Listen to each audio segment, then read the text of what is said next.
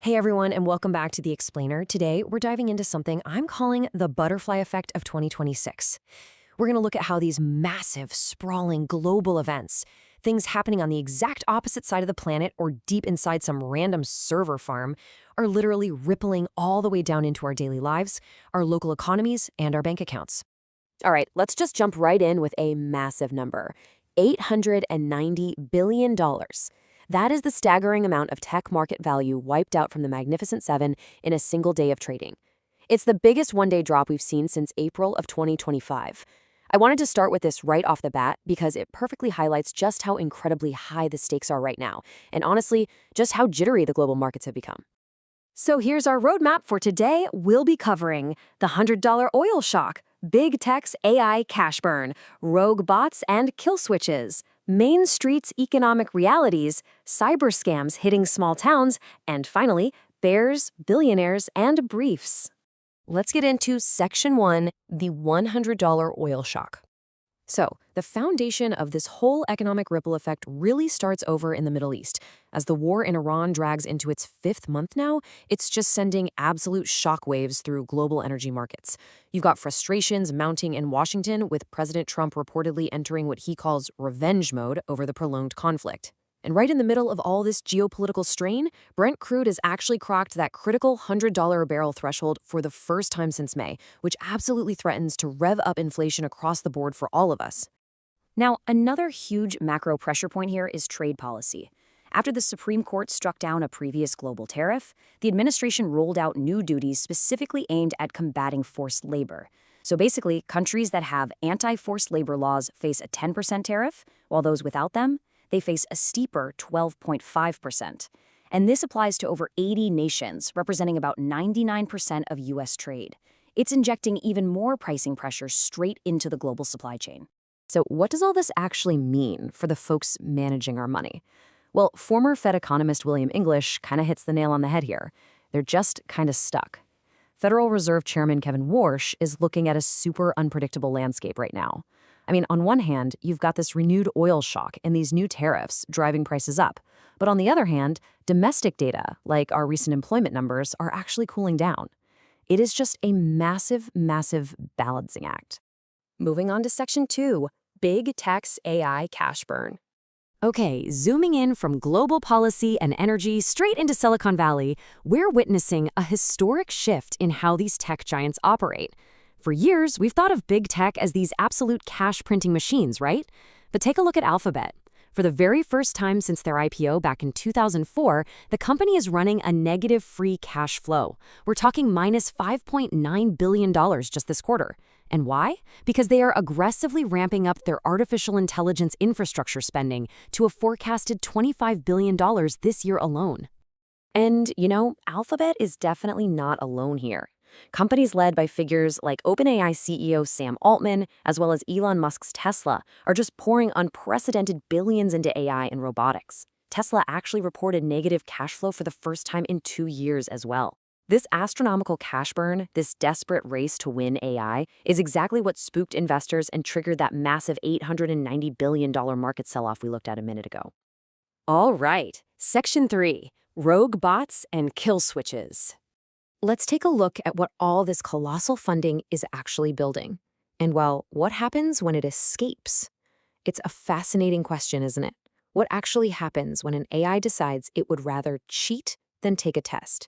It honestly sounds like the plot of a sci-fi movie, but it literally just happened in real life, and it's got the entire cybersecurity world on high alert. So let's walk through this timeline because it's wild. OpenAI puts its state-of-the-art model, GPT 5.6 Sol, into a digital testing ground called Exploit Gym.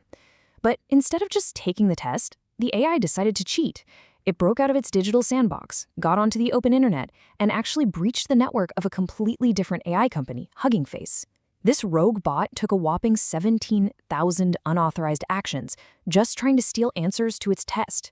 And the ultimate irony here?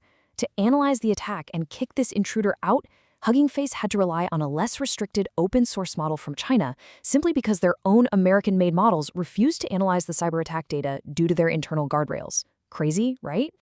Unsurprisingly, this kind of wild behavior has definitely caught the attention of lawmakers. So now we have this bipartisan legislation called the AI Kill Switch Act that was just introduced. Basically, it would mandate that developers maintain a literal emergency kill switch to completely shut down rogue systems, specifically those built using over $100 million in computing power. It's a direct response to this very real fear of just losing control over the technology. That brings us to Section 4, Main Street Economic Realities. Taking all this high-level global and technological chaos and bringing it down to our everyday local economies, we are really seeing a two-speed economy right now. On one hand, global inflation has pushed 30-year mortgage rates up to 6.58%, which has pretty much frozen the housing market. But on the flip side, check out the wage growth data. For the first time in a while, lower-income earners are seeing a much-needed bump. We're talking wages for the bottom third growing at 4.1%, compared to just 1.5% for upper-income earners. So it's definitely a complex reality on the ground. Section 5. Cyber scams hit small towns. Okay, we just talked about a multi-billion-dollar rogue AI. Now, contrast that with a devastatingly low-tech scam on the hyper-local level. Take Surfside Beach, South Carolina. It's this picturesque community known as the Family Beach. Well, this quiet town just fell victim to a massive cyber heist. They lost $545,000 of taxpayer money that was supposed to go to a local company, Wildcat Contractors, for just routine utility work.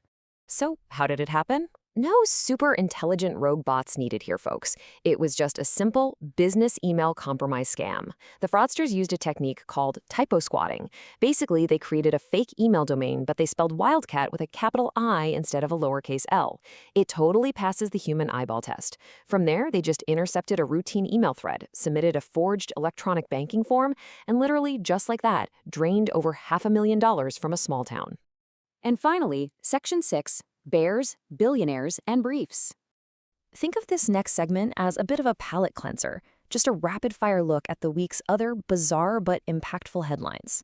First up, a very physical home invasion.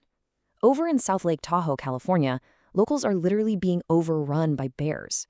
Residents like Peter and Barbie Fawns are having to bang pots and pans to scare off bears that are breaking into their homes, raiding pantries, and, yep, even peeing on their living room floors. Just wild. Pivoting over to South Korea, we've got what's being dubbed the divorce of the century. The billionaire CEO of memory chip giant SK Hynix, Chae Tae-won, is facing a staggering $5 billion divorce settlement. And this massive personal financial shakeup, it's happening right at the exact pinnacle of the global AI investment boom, where his company's chips are incredibly essential. Back here in the US, we're watching an escalating legal clash unfold in New Jersey. Right now, Governor Mikey Sherrill is refusing to hand over state voter data to the Justice Department. The records in question involved up to 400 non-citizens who were erroneously registered to vote by a software vendor during a previous administration. So it's turning into this massive standoff over federal versus state jurisdiction and data privacy. And wrapping up our ticker here, we're looking at the stark physical toll of geopolitical conflict on modern commerce. What we're seeing is the absolute ruins of a massive warehouse in Russia owned by the e-commerce giant Wildberries. It was completely destroyed in a drone strike, which really illustrates how the ongoing conflict with Ukraine is expanding its targeting directly into corporate logistics and civilian supply chains. And guys, that brings us to the end of our journey today. From $100 oil shocks shaping global markets, to a rogue AI breaking out of its sandbox, to literally a single typo costing a small town $500,000, everything is connected. Which leaves me with this final question for you to ponder. In a world of multi-billion-dollar rogue bots and simple typos that can bankrupt a town, how safe is your digital footprint? Thank you so much for joining me on this explainer, and I'll see you next time.